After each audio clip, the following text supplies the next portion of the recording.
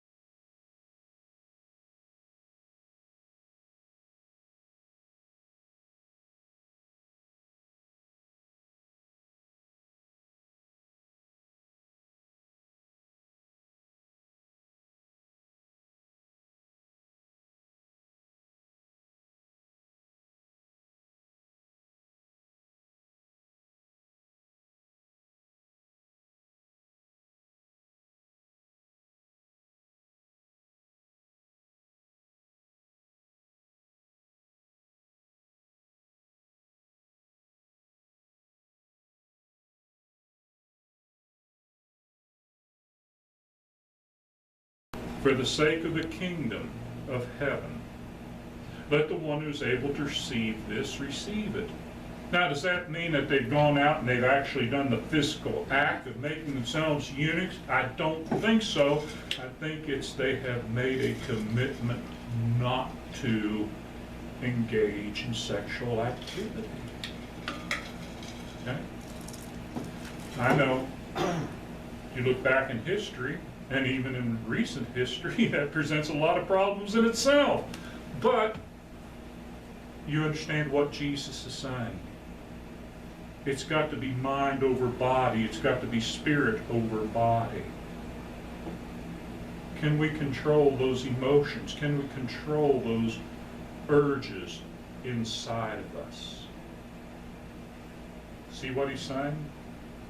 It's more than just the literal words of adultery. There are things that go deeper to be talked about. And then Jesus talks about divorce and remarriage. Matthew chapter 5, verse 31, 32.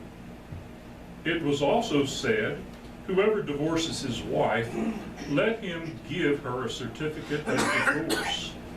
But I say to you that everyone who divorces his wife except on the ground of sexual immorality or adultery makes her commit adultery. And whoever marries a divorced woman commits adultery.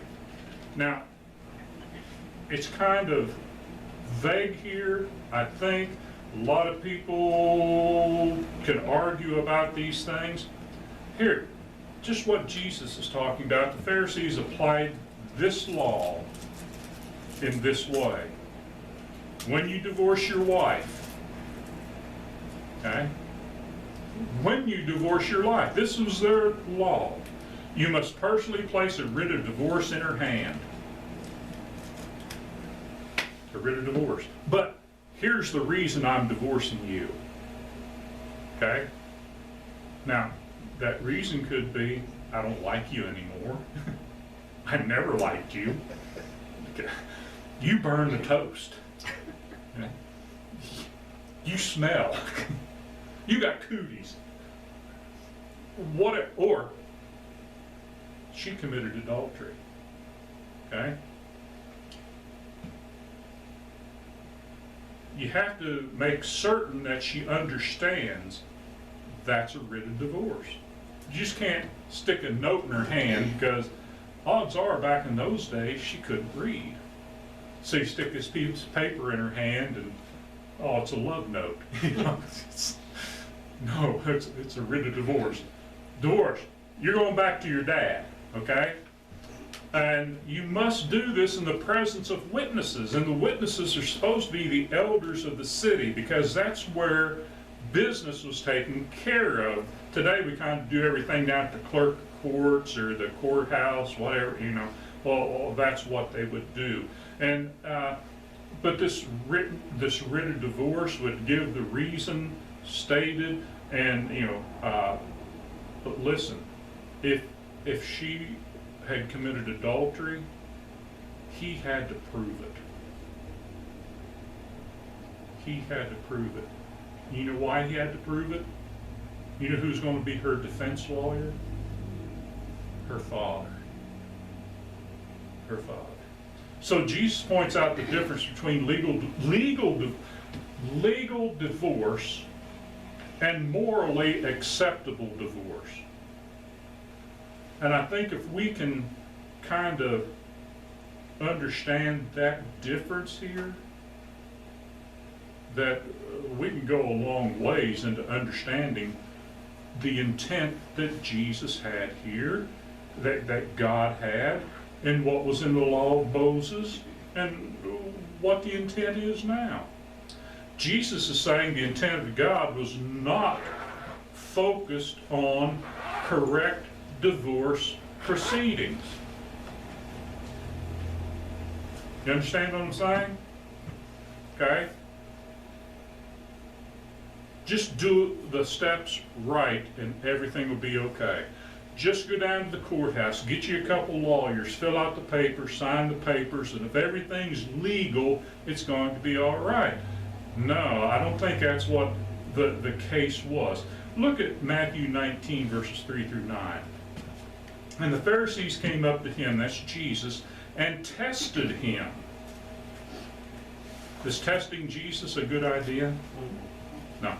By asking, is it lawful to divorce one's wife for any cause? She burned a toast. She's got cooties. I don't love her anymore. Okay? Jesus answered, have you not read that he who created them from the beginning made them male and female? And he said, therefore a man shall leave, and said, therefore a man shall leave his father and mother and hold fast to his wife, and the two shall become one flesh. So they are no longer two, but one flesh. What therefore God has joined together, let not man separate. Who can separate them? God. Okay? So there's a moral law, and then there's a legal law. Fred, how do you know that? Look what he said. They said to him, why then did Moses, in the legal aspect of the law, command one to give a certificate of divorce and send her away? If God said no divorce, and Moses said divorce is okay, and in both cases God inspired Moses to write both things, well, it seems like it's a contradiction, doesn't it? Well, what's going on here, Jesus? Why would Moses allow them to give a writ of divorce? Okay? Why then did Moses command one to give a certificate of divorce and send her away? And listen to Jesus' response. He said to them, because of your hardness of heart, Moses allowed you to divorce your wives. But from the beginning it was not so. That is not what God intended.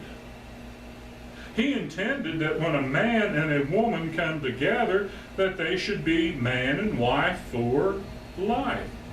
But the hardness of human beings' hearts, God knew that somewhere along the line, somebody wasn't going to put up with that. There was going to be divorce. All right? Now, if there's going to be divorce, what happens? Somebody's going to be hurt. Somebody's going to be injured, right? Listen.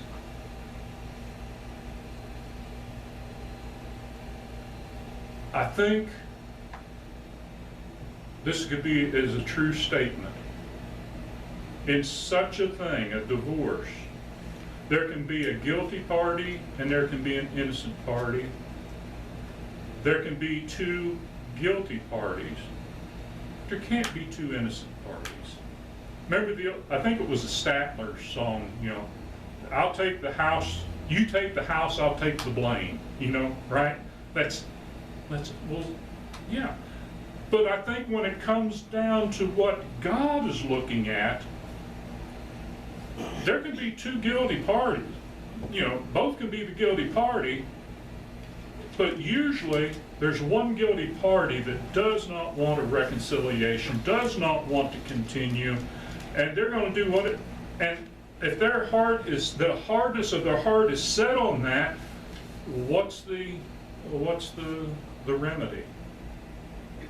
Let him give her a certificate of divorce. Because of the hardness of the heart, Moses allowed you to divorce your wives, but from the beginning it was not so.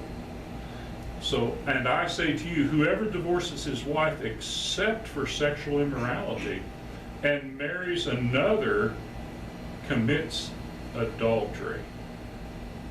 Unless she's been unfaithful and he divorces her, he may already have number two picked out. But if he does, he's committed adultery. In other words, he can divorce her. If he just can't stand to live with her, he can divorce her. He can put, I can't stand to live with her. And she's free, but he's not free. He's not free. You know, God does not encourage or condone frivolous divorce. In fact, God hates divorce, Malachi chapter 2 and verse 16. But legal divorce was allowed because hard hearts would hurt the innocent. A charge of adultery would have to be proven, right? And if it was proven, what would happen? Somebody needed to be stoned to death under the law. So a charge other than adultery freed the innocent party, not the hard-hearted party. Not giving a bill of divorce, just sending her away, because it typically talks about the man sending the woman away, would lead people to think what? She committed adultery. But maybe she didn't. So not giving her a bill of divorcement, she doesn't have a bill of divorce that she can say, here, I'm legally. It says, he divorced me because he didn't love me anymore. And he wanted this other woman. So I don't have that. She doesn't have that proof. It's like, how can I know? And I think that's what Jesus is talking about when he says that makes her commit adultery. It's the same as making her commit being an adulteress. Nobody can know for sure. So you can see the protection that would give. That would falsely brand the innocent party as being an adulteress if not going through this legal process. Does that make sense? Does that make sense? So when we separate the moral aspect of it from the legal aspect, God doesn't want it to happen, but if it's going to happen, God wants it to happen so that the innocent person is taken care of, that their rights are not violated. There's a whole lot more than just the literal things that are on the surface there. And you can go back to Deuteronomy chapter 4, and especially in the King James Version, and see some of these things that are pretty much pointed out for that. All right, so those are three things that we have there. And we'll look at three more, Lord willing, next Lord's Day as we go through the Sermon on the Mount. But in all of these contrasts, one common theme exists, and that's understanding God's intent will always affect the way that we treat other people. How will we look at other people? How will we deal with other people? Hopefully in a kinder, gentler way, trying to understand the things that they are going through. We also have to seek to understand God's intent in what He said. Never stop learning how to treat people as God intends for righteous people to treat other people. And that's the lesson I got for today. We'll continue that next week. So thank you for your time. Thank you for your attention. If you have a need, please let your request be made known as we stand and sing.